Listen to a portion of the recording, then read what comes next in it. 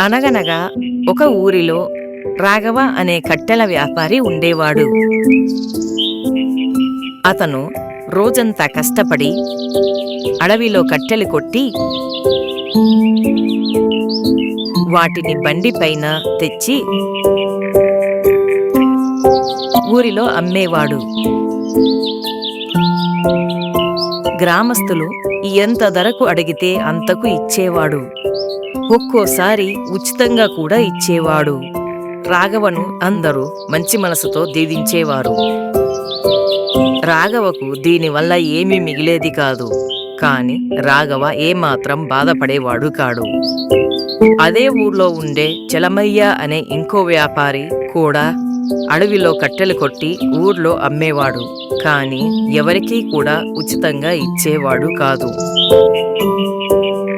అయ్యా, మా పిల్లలు పొద్దుటి నుంచి ఆకలితో ఉన్నారు. కట్టెలు లేక పొయ్యి వెలిగించలేదు. నాకేమో అడవికి వెళ్ళి కట్టెలు తెచ్చే ఓపిక లేదు. ఈ డబ్బు తీసుకుని కొన్ని కట్టెలు ఇవ్వు అని బ్రతిమిలాడింది.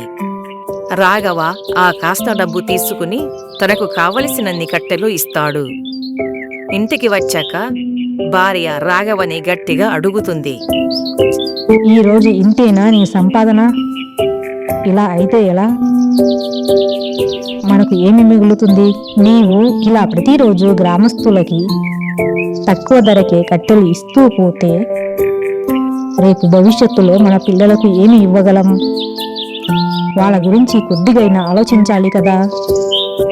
మళ్ళీ ఈరోజు ఉత్త చేతులతో వచ్చావా? ఇలా అయితే ఎలా? చలమయ్య వ్యాపారానికి రాఘవ అడ్డుగా ఉన్నాడని, తనను ఎలాగైనా అడ్డు తొలగించుకోవాలని అవకాశం కోసం ఎదురు చూస్తున్నాడు. ఆ రోజు సాయంకాలం రాఘవ చెట్టు కింద కూర్చొని ఆలోచిస్తూ ఉంటాడు. ఎలాగైనా ఈ రాఘవ అడ్డు తొలగించుకోవాలి. అప్పుడు చలమయ్య అక్కడికి వచ్చి ఇలా అంటాడు. రాఘవ, ఏమిటి అంత దీర్ఘంగా ఆలోచిస్తున్నావు ఒంటరిగా? ఏమీ లేదు చలమయ్య. నేను ఎంత కష్టపడ్డా చేతిలో ఒక్క పైసా కూడా మిగలటం లేదు. వచ్చినదంతా ఇంటి ఖర్చులకు కూడా సరిపోవటం లేదు. పిల్లల చదువులకు, వారి భవిష్యత్తుకు ఏమి చేయాలో ఆలోచిస్తున్నాను. ఊరి చివర ఉండే అడవిలో ఓ పాడుపడ్డ దేవాలయం దగ్గర ఓ భూతం ఉంది. ఎలాగైనా సరే ఈ రాఘవను అక్కడికి పంపితే ఇక జన్మలో తిరిగి రాడు. ఏమి చలమయ్య, నాకు ఏదో చెప్పబోయి నీలో నువ్వు ఆలోచిస్తున్నావు? ఏమీ లేదు రాఘవ, మన ఊరి అవతల ఉన్న అడవి మధ్యలో మంచి గంధపు చెట్లు ఉన్నాయి అని విన్నాను. అవి తెచ్చి పట్నంలో అమ్మితే మంచి లాభం వస్తుంది. ఏమంటావు? కానీ చలమయ్య, అక్కడ ఏదో భూతం ఉందని విన్నాను. అక్కడికి వెళ్ళిన వారు ఎవరూ కూడా తిరిగి రారని విన్నాను. నిజమేనా? ఉత్తదే. భూతాన్ని చూసిన వారెవరూ లేరు. ఆ గంధపు చెట్లు తెచ్చుకుని మనలాంటి వాళ్ళు బాగుపడతారేమోనని, ఇలాంటి ప్రచారం జరుగుతుందేమోనని నాకు అనుమానంగా ఉంది. నేను వెళదామంటే ఈ మధ్య నాకు ఆరోగ్యం బాగుండడం లేదు. లేదంటే నీతో పాటే నేను వచ్చేవాడిని అని రాఘవను నమ్మిస్తాడు చలమయ్య. అప్పుడు రాఘవ, సరే, ప్రయత్నిస్తే పోలా, వస్తే లాభమే కదా. చలమయ్య మనసులో సంతోషపడుతూ బయటికి మాత్రం నటిస్తూ ఉంటాడు, ఏమీ తెలియదన్నట్లు. సరే, ఈ విషయం ఎవరికీ చెప్పను. నీకు మాట ఇస్తున్నాను. రాఘవ మరునాడు ఉదయాన్నే బయలుదేరుతాడు బండిపైన. అలా రాఘవ ఊరు దాటి అడవిలోకి ప్రవేశిస్తాడు. ఎంత వెతికినా గంధపు చెట్లు కనిపించవు. దాహంగా ఉంది, గొంతు ఎండుకపోతుంది. ఈ దగ్గరలో నీటి జాడ కూడా కనిపించడం లేదు అని నీటి కోసం చుట్టూ చూస్తాడు. దగ్గరలో ఒక పాడుపడ్డ దేవాలయం కనిపిస్తుంది. ఆ దేవాలయం వైపు నడుస్తాడు. పక్కనే ఒక నీటి కాలువను చూస్తాడు. అమ్మయ్య, ఇక్కడ నీటి కాలువ ఉంది. నీళ్లు తాగుతా అని కాలువ దగ్గరికి వెళుతాడు. కాలువలో దిగి నీళ్లు తాగుతూ ఉండగా పక్కనే మట్టిలో ఏదో మెరుస్తూ కనిపిస్తుంది. నీళ్లు తాగి ఆ మట్టి దగ్గరకు వెళ్లి మెరుస్తూ ఉన్న దానిని మట్టిలోంచి పైకి తీస్తాడు. దానిని చేతిలోకి తీసుకుని చూస్తాడు.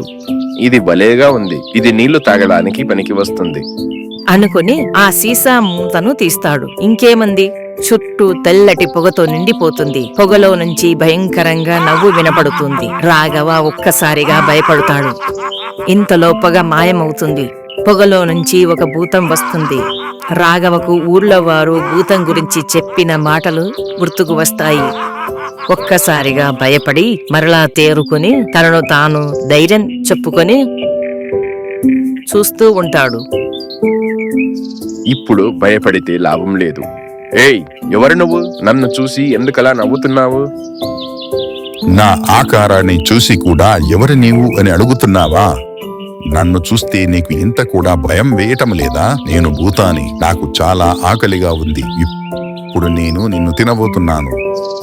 నీవు నన్ను బయటికి తీశావు కాబట్టి నీ చివరి కోరిక ఏమిటో చెప్పు, తీరుస్తా. ఏమిటి, నీవు భూతానివా? నీకు మహిమలున్నాయా? నీవు నా కోరిక తీరుస్తావా? నేను నమ్మను. నీకేదో పిచ్చి పట్టింది. ఏమిరా, నమ్మడం లేదా? అయితే చెప్పు, నువ్వెందుకు వచ్చావు ఇక్కడికి? నేను గంధపు చెట్ల కోసం వచ్చాను. వాటిని బంగారు నాణాలకు పట్నంలో అమ్ముతాను. అప్పుడు భూతం తన చేతులను గాలిలోకి ఊపుతుంది.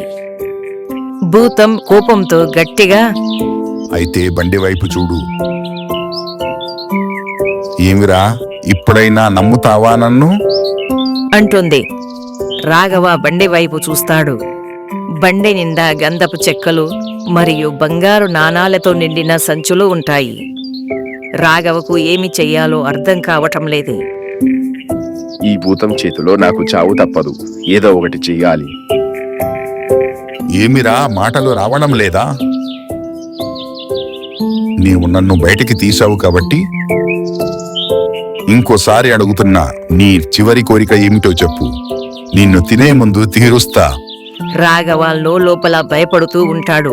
ఆ భయాన్ని బయటకు కనపడకుండా ప్రయత్నిస్తూ ఉంటాడు. నాకు ఇంకా నీ మీద అనుమానంగా ఉంది. నీవేమో ఇంత పెద్ద ఆకారంలో ఉన్నావు. ఈ సీసేమో ఇంత చిన్నదిగా ఉంది. నీవు భూతానివని, ఈ సీసాలో నుంచి బయటికి వచ్చావని ఎలా నమ్మాలి? సరే, నువ్వు నిజంగా భూతానివైతే ఈ సీసాలోకి వెళ్ళి చూపించు, అప్పుడు నమ్ముతా. ఒరే తెలివి తక్కువ మనిషి, నేను ఈ సీసాలోకి వెళ్లి చూపిస్తే నమ్ముతావా? భూతం కోపంతో భూతం పొగ రూపంలోకి మారి సీసాలోకి పోతుంది. రాఘవ వెంటనే ఏమాత్రం ఆలస్యం చేయకుండా ఆ సీసా మూతని గట్టిగా బిగించి తాడుతో కట్టి లోతుగా గుంత తవ్వి పాతిపెడతాడు. అమ్మయ్య, ఆ దేవుడి దయ వల్ల బతికిపోయా. చీకటి పడక ముందే ఇక్కడి నుంచి వెళ్ళిపోవాలి.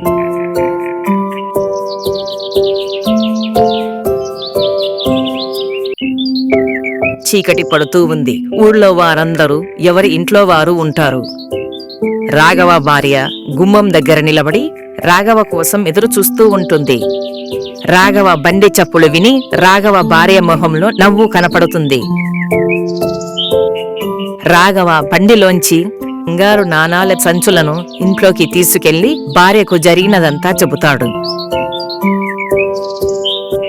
మంచి వాళ్ళకి ఎప్పుడూ మంచిగానే జరుగుతుంది. మరిన్ని కథల కోసము సబ్స్క్రైబ్ బటన్ నొక్కండి. లైక్ చేయండి, బెల్ బటన్ నొక్కండి.